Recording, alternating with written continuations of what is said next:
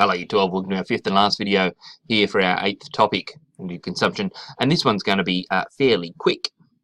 There's not much in the way of direct calculations arising from this, but there will be questions that might be related to area or volume, percentages, rates, ratios, all sorts of other skills that you've learnt in mathematics, right, that will rely on some understanding of the language perhaps and concepts of energy efficient housing.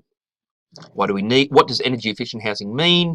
Well, it means mostly that we use a bare minimum of energy to heat and cool our house, right? To heat in winter and cool it in summer.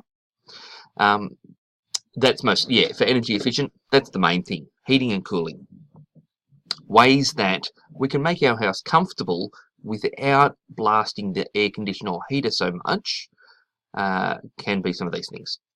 If our main living areas face north, then we'll get sunshine through most of the day, and particularly in winter when the sun isn't as high in the sky, right? It's winter now. If if you could measure the angle to the sun at midday, you will see that it's not directly overhead, that it is in fact some distance off to the north.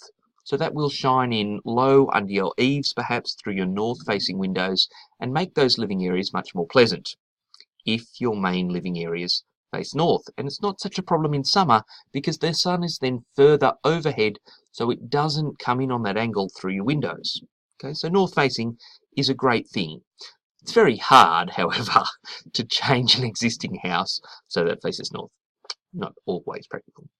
Insulation, on the other hand, is definitely something that can be installed into an existing house. So these are things like bats or sometimes foil sheeting that might go in your roof, or for that matter, in the walls or even under the floor. And that just stops the exchange of heat, right? Slows down the exchange of heat so that if you warm up the inside of your house, right, the heat isn't leaking out through the roof and being wasted in the atmosphere. Alternatively, on a really hot day, the hot air in your roof isn't radiating into your living areas and warming them up. Right? Means that when you use the air conditioner or the heater, right, that less of that gets wasted by leaking outside. So insulation is an important one there. Windows and skylights, again, getting the sun in winter, getting more light in so we don't have to use lights as much, and it'll just generally make it a more pleasant environment having natural lighting rather than electric lighting. Now, ventilation, having windows and doors that you can open, particularly cross ventilation, meaning on different sides of the room, so that a breeze can blow through. Right? That's particularly good at those times of the year when the days are hot but the nights are cool, so that you can get fresh air through the house, and you, instead of running your air conditioner to cool it down, you can just use the cooler air outside. It's not stuffy and sweaty inside. Landscaping and shading makes plenty of sense, that if you've got a particularly hot area, if you've got the sun that beats down perhaps on the western side of your house, that perhaps if you install a screen or some trees on that side, then it will mean the sun will fall on those things and they will cast shade on those parts of the house that receive more heat than you really want.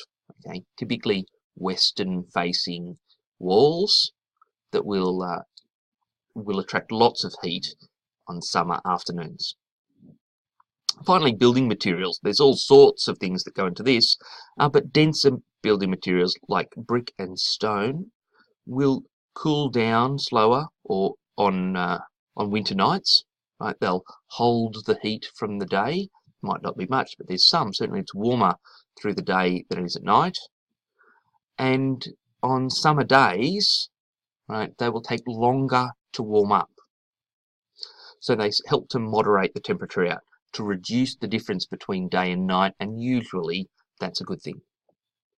Now, that's the end of this video. Those ideas are important. Certainly work through the exercise. You'll see references to these things. There's not a lot of examples that I can go through that really relate to this. So, if you've got any questions, you know what to do. Jot them down, ask me in class. I'll see you there.